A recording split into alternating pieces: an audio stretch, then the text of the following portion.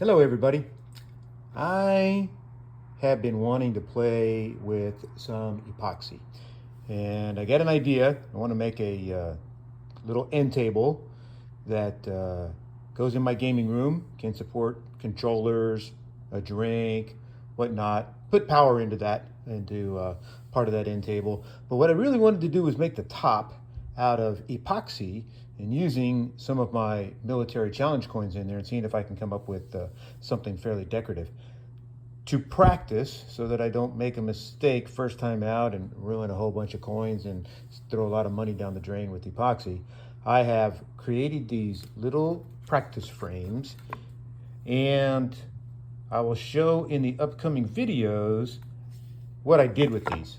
As I started this out, I didn't think to make videos of actually making these, but it's a typical wood frame with mitering, using a miter saw, and then I came in on the back side and I used a pocket hole jig to fasten those along with some glue. Not necessarily my best work or my favorite method, but one that I think works for building up these practice pieces. The first thing I have to do is create what's called a form. So basically just a workspace that I can secure the work into and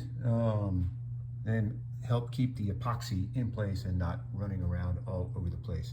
Again, I didn't really do a great intro job of the video, so some upcoming videos are going to show how I actually got to this point.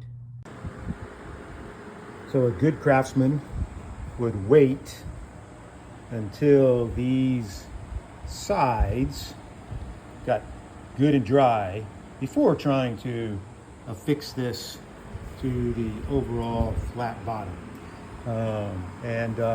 When a good craftsman comes along, then certainly that's the way this can get done. But until then, you have the impatient craftsman like me.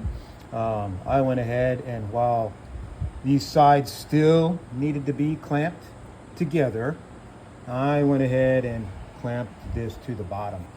Wasn't a bad exercise. I did learn a little bit more of paying attention to having my clamping plan down before I start to mess with adhesive. That's kind of a rookie move to make sure you do that.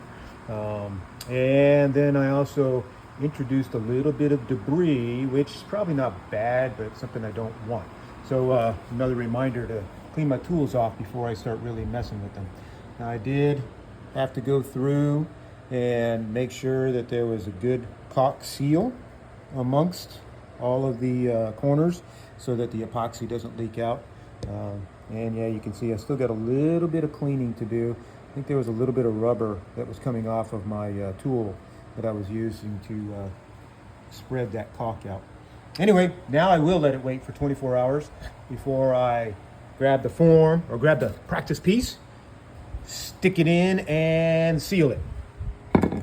All right, see you tomorrow. Okay, now a day and a half after putting this form together, I am now going to seal this practice frame with this Stone Coat Quick Coat epoxy. I'm going to make up 3 ounces of that, and that might be more than I need for this. So I've actually got my second frame here ready to go. And if I do end up sealing that, and I'm just going to lay it straight down on this tape here. I'm going to use a mold release spray inside this form. We'll see if that works. One time when I've done it in the past, it didn't work. So we'll see if it works again. I'm just going to really douse it. I'm not going to use the mold release spray on this tape. I don't think I need it. And if I find out that I need it, then that will be a lesson learned. One thing about Stone Coat, I ordered some product from them, and as you would expect, they send a nice little thank you email. And then I ordered some more product, and they sent another email, but then encouraged me to take a look at their pro program. Now I'm just doing this as a hobbyist, so I'm not really a good candidate for their pro program. But what they offered is a phone call to talk about my project. And I didn't know exactly what to expect, other than the sales guy committed to 30 minutes with me. And he actually spent an hour and 10 minutes talking to me about my project, about the final project, about these practice runs that I want to do. He gave me some ideas of where my plan was probably going to fail, and then helped correct me, and then gave me some other ideas to talk about. So again, he gave me 40 more minutes than he had actually committed to. And I was really super excited that they're providing that level of customer service. Of course, he did talk to me about the pro program.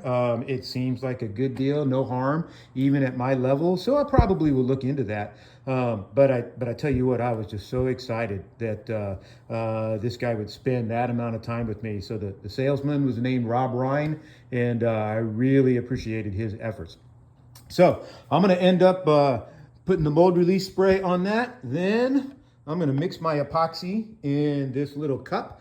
I went ahead and measured out using water, 1.5 ounces of the resin and the harden, or where those would come out, and then I marked it here. I do have some mixing buckets with graduated marks on them, but those are a little bit too big for this job.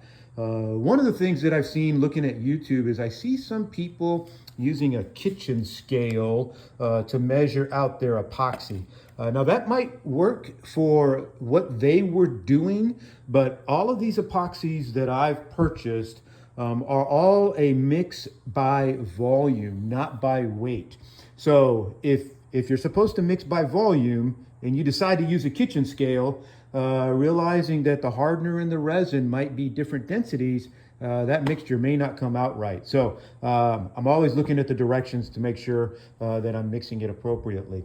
The last thing is I've become a real believer in the MSDSs, that stands for Material Safety Data Sheets. Part of my professional job was responding to hazardous materials events, and I learned that there's a lot of things that we don't know, and if there's an opportunity to get a technical reference for whatever you're working with, and I always want to take advantage of that. So specific with these, the MSDS says I need to be in a well-ventilated area. I'm in an open garage. I'm going to turn a fan on.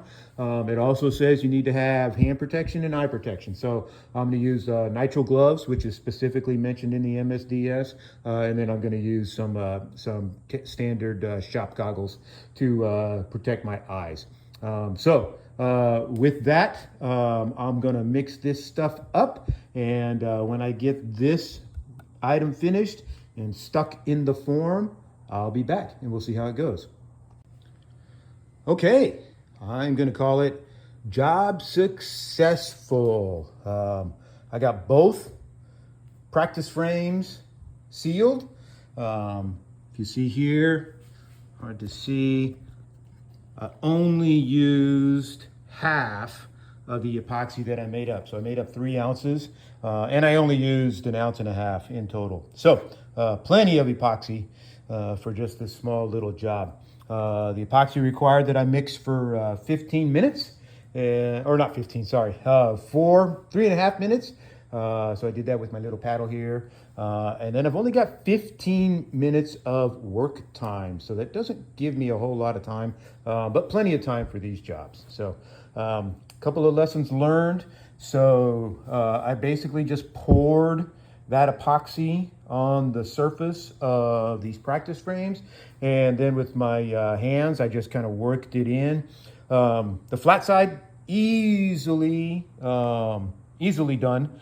Getting inside these little grooves, that was a little more difficult.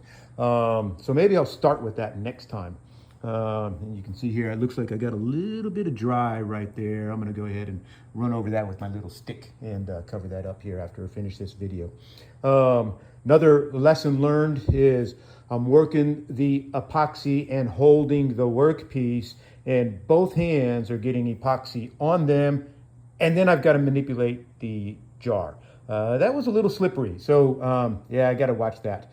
I may see what I can do, kind of like cooking. You've only got one hand touching the meat, so maybe I can figure out a good way to spread this epoxy and only get one hand with epoxy on it. And then I've got a dry hand to hold that cup and pour more epoxy. Very difficult when I've got to hold the workpiece and manipulate it. Last thing, I got to call myself out here. I made a big to-do about safety, wearing the right safety equipment, and I got so excited to do this that I forgot to put the glasses on. So there they are, sitting right there. They sat there the whole time I did this job. It's easy to get excited. There's plenty of times when that's happened to me, and I skip a step that I should not be skipping. Good ways to prevent that: stop, take a breath, rethink the job. If I find that I am consistently forgetting steps, then I'll make a checklist and I'll force myself to review that checklist to make sure I'm doing everything right before this job. Thankfully, no spills, no splashing in the eyeballs. I didn't absolutely need those glasses this time, but again, stupid rookie mistake. Hope anybody watching this doesn't make that same mistake I did. Okay, I'm gonna let these dry up, and then we'll get set for the actual pouring of the epoxy that will go inside this center area. See you next time.